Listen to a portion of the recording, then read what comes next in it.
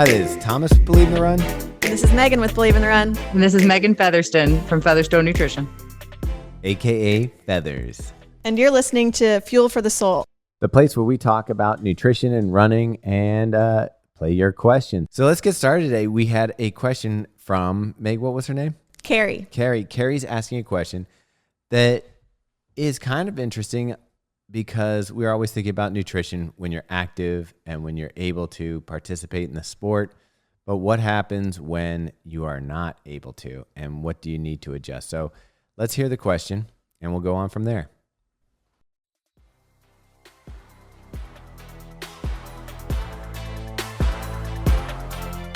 So before we dive into our listener question, let's talk about our sponsor, Inside Tracker. Thomas, what is Inside Tracker? Funny you should ask. Inside Tracker is an ultra-personalized nutrition platform that uses blood work to create one-of-a-kind, science-backed action plan to help you reach your potential for better performance and a longer, healthier life.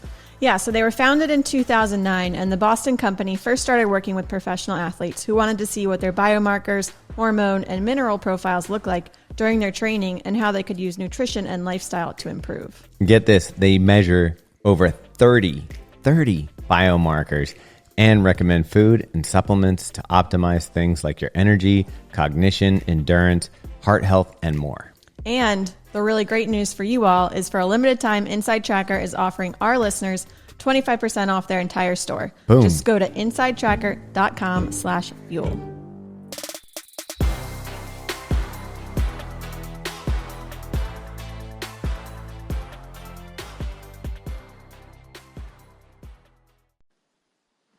Hi, my name is Carrie, and I am newly injured, unfortunately. So I was just wondering if you have any good suggestions for nutrition while dealing with injuries or supplements you might recommend. I would love to hear that. Thanks. All right. Thanks so much for your submission, Carrie. Megan, I'm going to hand this off to you to start us off. So I think it's all too common as soon as we get injured to very quickly, reflexively think, oh, shoot, I shouldn't be eating as much, right? I think that's the first thing that comes to people's minds when we're running all the miles and all of a sudden we're completely shut down and we're not moving as much. You know, it's all too common that I see athletes that are over restricting, what they're eating. So really want to spend some time today talking about, does that make sense? Is that what we should be doing? And some of the different elements that are at play when it does come to nutrition, during an injury. So I shouldn't just be like cutting back to water and crackers? Not if you want to recover, right? So, when we're thinking about balanced nutrition, we're thinking about all our macronutrients, which is carbohydrates and protein and fat. So interestingly enough, when we're injured, our protein needs actually increase. So, if we're decreasing how much we're eating because we think we're injured, we're actually doing ourselves a huge disservice, because as we are becoming more sedentary, we're at risk of muscle loss.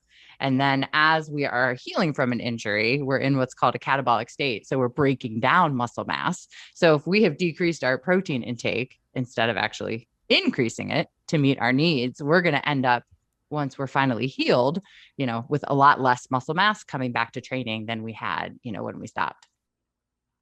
So I'm a layman, or layman, as you may say. But anyway, I would guess that blood flow is really important to recovery and to healing whatever's injured. Are there foods or nutrition that you can do that will increase blood flow or help in some ways? Maybe anti-inflammatory, or maybe you want things to be inflamed so they get healed up. You tell me.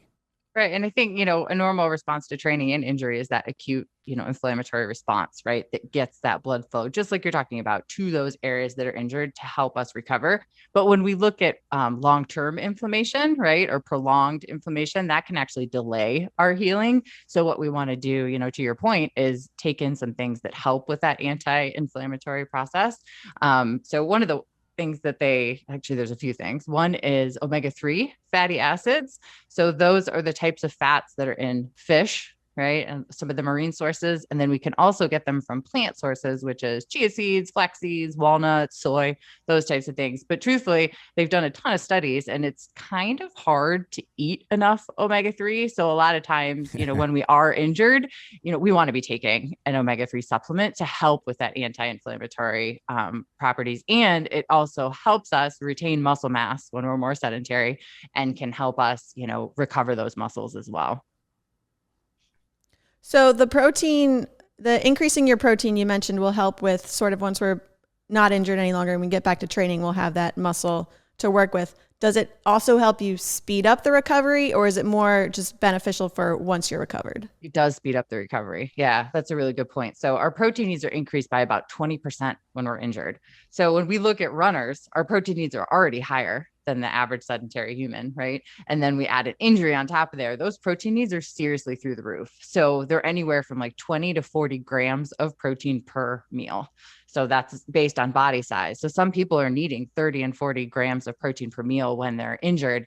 And if we're, to your point, Megan, if we're not getting that in, we're going to delay that recovery. It's going to take us longer to get back out there and get running. So quick question that kind of follows up on that I want to think about here is sometimes you stop running because you're injured, and sometimes you stop running because you have just done a hard effort. So like you finished a marathon or something like that, and you're taking time off. And, just again, it's another time where I would think that you say, okay, I'm going to cut back on calories. I'm not working out as much. And I would guess that your body is in some way recovering at that point. What do you have to consider in that case where it's not an injury, where you're just, taking time off to recharge? Right. And I think the same principle kind of applies to both scenarios that you're talking about. And when we look at our total energy needs, so that comes from protein, carbohydrates, fat, that total energy need when we're at rest is going to shrink, right? It's not going to be as big when we're running all the miles. But when we look at, what should change within that macronutrient profile, so carbs are the biggest thing that we need to decrease as we are sedentary for whatever reason, right? Whether it's recovery from a race or recovery because we're, repairing an injury, those carbs are what's going to scale back dramatically. But when I say scale back dramatically, that doesn't mean we don't need carbs. So our brain needs about 130 grams of carbs a day just to function at its finest, right? So it's not like we want to go to a low carb diet because we're not running.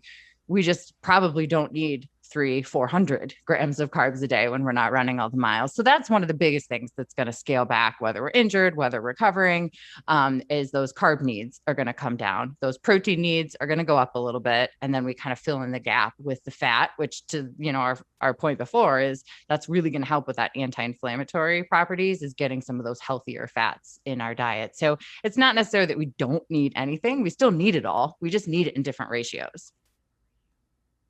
What does 130 grams of carbs look like? That's a good question. Can you give us some examples? A bagel has 50 grams of carbs. We all love bagels. A cup of like rice or pasta has about like 45 or 50 grams of carbs. So if you're thinking you're getting a cup of some sort of carbohydrate at each meal, that would give you about what your brain needs in a day. That seems like a lot. Right? I know. Depends on the size of your brain, Megan. If you were going to talk to someone, you were going to give them a little bit of advice, like our 3 points of, hey, you're injured now. Here's what you need to think about nutritionally. And maybe she also asked about supplements. So the supplement I would say is probably you're recommending an omega, easy for you to say, omega-3 a supplement. But is there, can you give her 3 action steps to move forward? Absolutely. So I think it's taking a look, right? And making sure we're getting enough nutrition in the day, but that we're scaling that, right? So let's take a step back from carbs. Let's take a step up on protein. Let's stay hydrated, and let's take a look if there's any supplements that we need to add in there. Okay. And off the top, other than omega-3, is there something that you need while you're injured to make sure that you're getting enough of? Yeah. So there's some good research too on a couple other things, depending on the type of injury. So, typically we're either sidelined with a bone injury, right? A stress fracture, a stress reaction, or some sort of soft tissue injury like tendon, ligament, maybe it's some joint cartilage issues. So we kind of put those into two different buckets. So we might need different supplements depending on what our injury is. So say it was bone related. So say it was a stress fracture or a stress reaction. So the first thing we want to do is get our vitamin D levels checked, because if our vitamin D levels are low, it's going to delay our healing. So it's going to take us longer to heal those bones, because when our vitamin D levels are low, we don't absorb as much calcium in our body or from our diet. So then we can't repair those bones, right? So really want to make sure. I don't know about you guys, but here in Ohio, everyone is deficient in vitamin D because we never see the sunshine.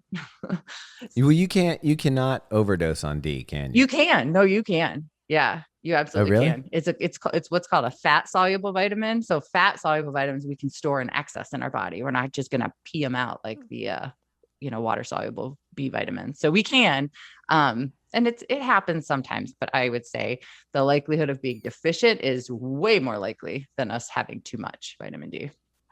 So then if your injury is more like a tendon or a ligament, there's some really good research that we can speed healing of that tendon, that Achilles tendon, by taking collagen. So collagen is the structural protein in our tendons and our ligaments. But as we know, we have terrible blood flow to those parts of our body, right? Our tendons and our ligaments don't get much blood flow to them. So there's some really good research that before we go to physical therapy or before we do a little bit of exercise, if we're allowed to do it, about 45 minutes before, if we take some collagen with some vitamin C, because we need that as a cofactor to make that collagen work in those areas, that we can actually speed up healing of tendons and ligaments. It's actually, there's some research to show we can regrow a little bit of cartilage. So if somebody has some like degenerative joint issues from years and years of pounding the pavement, taking some collagen before can really help with repairing some of those injuries a little more quickly. And then also, if we have a history of, Achilles tendonitis or something like that, if we take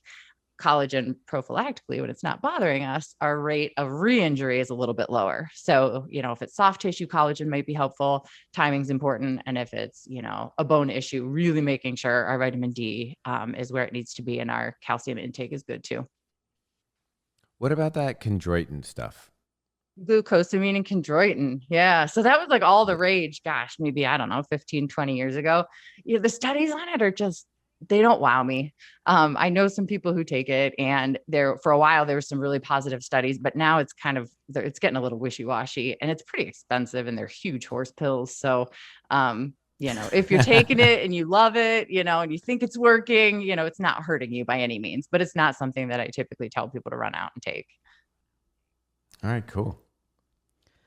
Along with Carrie's question, we had another user submit a question. So I figured I'll just read hers because she emailed us. So this is from Kelly. And she said, I'm just returning to running after an overuse injury. Is there anything I can do nutrition wise to help avoid overuse, or are nutrition and overuse injuries completely unrelated?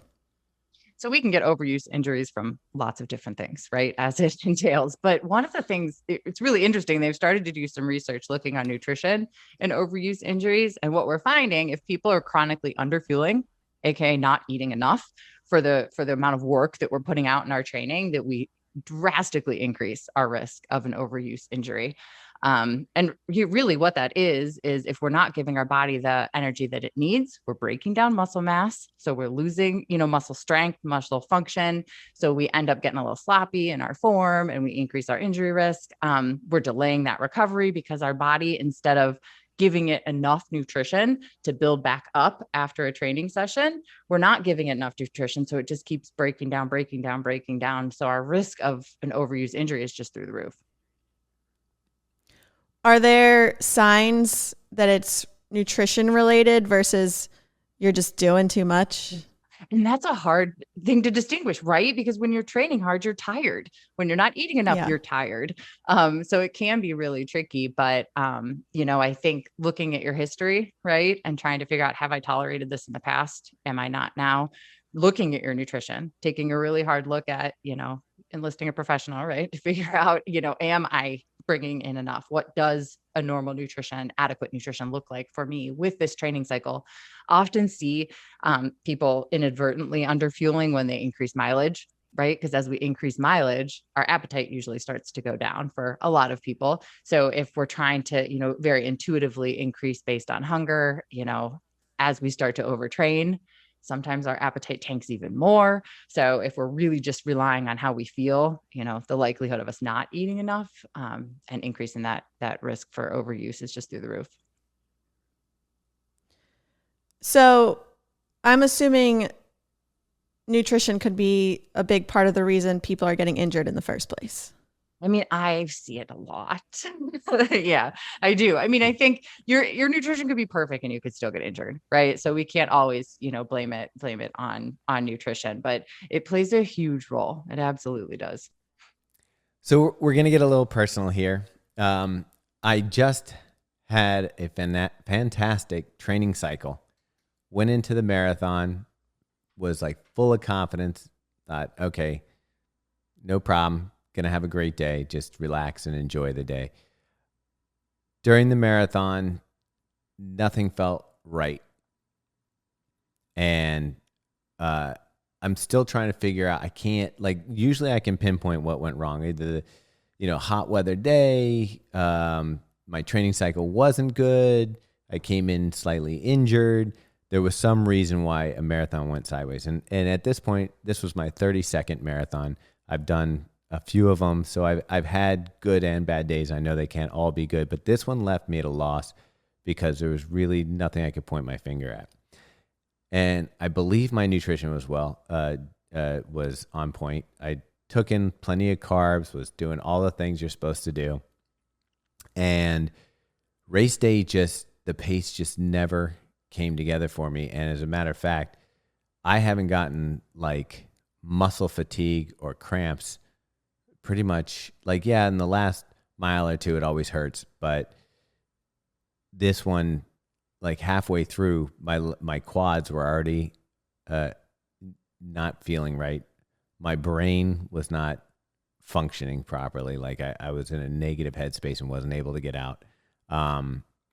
It just wasn't a characteristic marathon of mine. So, in trying to analyze it with my coach, I went back and he said, is it possible anything with blood flow or with something else? He wanted me to ask you. He's like, maybe ask Feathers if if there's something that we're overlooking that doesn't make sense that was happening. Whether it's what could have happened, just that I could have these great workouts and just have it, just shit the bed on race day. And it's the most frustrating thing in the whole world, right? To put all of that time and energy and to know that, a certain time, right, was within your reach. And then to have that day, it not come to fruition, and I think the immediate things that always come to my mind, right, just like you said, was, do we have adequate carb availability, right? Were we taking enough gels? Were we carb loaded enough? And you're like, check, yep, got it, right? And the next thing we kind of check I did off. water stops, they had water stops 1.5 miles apart. I took water in and Gatorade in every stop. I didn't skip one. Awesome. I had 6 Martin gels. I had, pre-race, I took a Martin gel. I had a good breakfast, a bagel, and, coffee, the whole works. I can't figure out where the missing ingredient was. Right. I mean, just like you said, everything you ran through there, your carbs were there, your hydration was there. Those are the 2 things we try to rule out first. So honestly, the next place my mind goes to is sleep. Were we getting enough sleep? Because that's huge for muscle recovery. And then the other, besides sleep, the other thing is stress, right? So stress takes a toll on our body more than anything. So sometimes those are the 2 things that kind of we pop into next. Yeah, that is kind of where, we didn't have the best week of sleep because our dog got kennel cough. So we had that going on. We also were traveling, with the other stuff we've got going on business wise. There's a lot going on. So that was the only other thing. But I don't know that I felt stressed and I didn't feel necessarily sleep deprived. So it's one of those things where I could be and not know it. Mm-hmm. As far as we did a lot of traveling the week before. coming back, like I said, with the dog, keeping us up at night, and just regular work obligations and stuff like that. That could have played a factor. I do feel like going into the Woodlands, where I had a really good race in March, there was like an energy level, an excitement level, an energy level that may have been missing a little bit in this last marathon. But the thing that is weird for me is just the fatigue in my legs. And I haven't had soreness after a marathon that's been really bad since like maybe my first marathon. And after Sunday's race, like my legs were just trashed. Like still are, like going downstairs. It's just. When's the last time we had blood work done? Well, I guess it's a good time to mention Inside Tracker. All right, guys, jumping in here to remind you about our sponsor, Inside Tracker. So if you're listening before you know already, they measure over 30 biomarkers and recommend food, supplements to optimize things like energy, cognition, endurance, heart health, and more. And for a limited time, Inside Tracker is offering our listeners 25% off their entire store. Just go to insidetracker.com/fuel. Do it. But last time I had the blood work done was when we started working with you, so it was probably November 2020. Mm-hmm. Is it time to do it again? It sure is. Yeah, absolutely. Because when we can tick off all these things of this was right, this was right, this was right, let's see what's going on with our blood work, right? I mean, that's the logical next step to see, are we missing something? Do we need to be supplementing something differently than we are now? And my gut says we'll probably find something, because you're right. Everything else seemed to be pretty buttoned up there. Yeah. All right. Watch, I'll be low in iron like Megan. Hey, it's not what we can fix if we figure it out, right? I mean, what would cause like fatigue in like quads and stuff early in a race? Like I've done, all my training miles, 22 miles, no problem. Like this was heavy fatigue in my legs, and with all the hydration, I even got a cramp in my calf in the last mile, and I'm like, what is going on? Right. I mean, iron, of course, is the first thing that comes to mind, right? Because iron's what is carrying oxygen to our oxygen to our muscles. So if they're feeling heavy and tired and fatigued from the get-go, oftentimes that's an iron issue. The only thing that throws me with you, though, is your training cycle went so well. Right. Usually we see, iron deficiency kind of slowly creep in, or we see that somebody is picking up a new training cycle and feel terrible from the get-go, and that wasn't you. So this would be a little bit uncharacteristic, but you never know. I mean, it's possible because I was hitting the workouts really strong. I'd say 4 weeks out. Mm-hmm. And then I just blamed it on fatigue, but I definitely had some speed workout on the track that wasn't quite optimal, and one of my long runs I did like just have to throw in the towel on one of the on pace goals, just because and I just chalked it up, not every workout can be a good one, but it did seem to happen right closer to the end of the training, which I just mistook for fatigue, just being I'd been working at it for a long time and working hard, that it was just time. Right. And we had thought the heat was a factor at a couple of those workouts, right? Because they hit on hot days. But you're right. Now that you're saying that, I mean, this could have been a slow creep here at the last, 4 or 5 weeks of the build. Damn it. I don't know. We'll see, right? Stay tuned. Yeah. Yeah. I guess I got to go get that blood test. Is there something that causes, so last time Thomas got his blood work done, his iron levels were fine. Is there something that would cause them to drop drastically?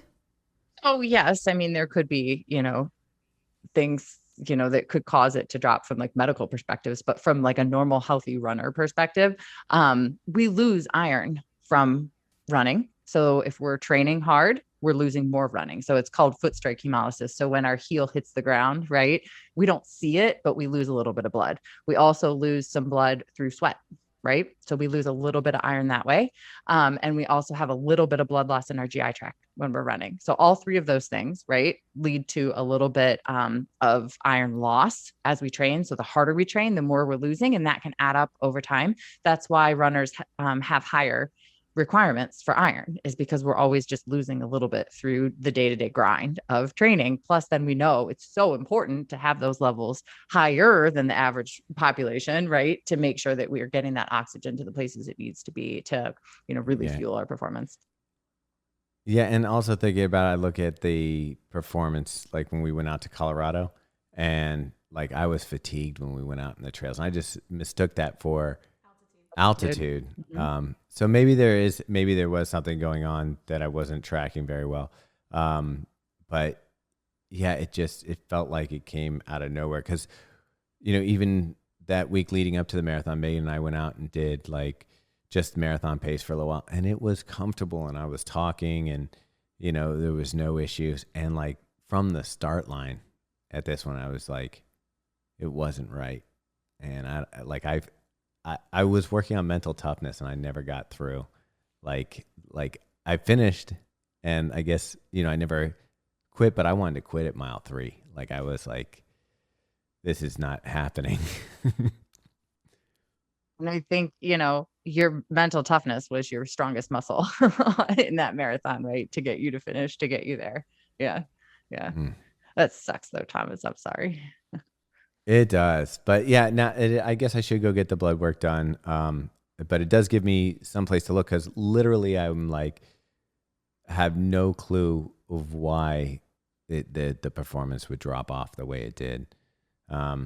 And like the way I felt it in my legs and stuff like that. So it would be interesting to get the results and see what happens. I did also, I started working out more, like not including running. So cross training, cycling, swimming, and some weightlifting.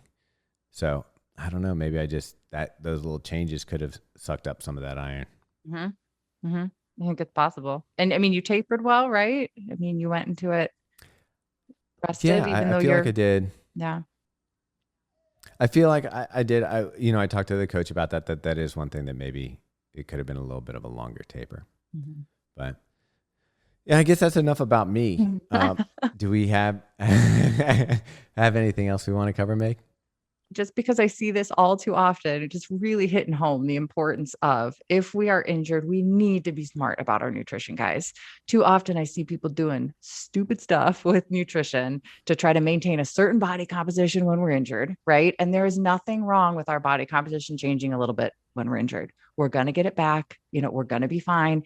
The goal is to get back to running, and to get back to running, we need to be smart in the off time too, if we want to get back there as quick as possible. So, obviously reach out to myself or any other sports dietitian for help if you're in that, because I do think, support through that injury is so important, whether it's support from your coach or family or friends, or, I mean, there's no one sadder than an injured runner. So make sure that you've got that team around to help you, and don't let nutrition slide.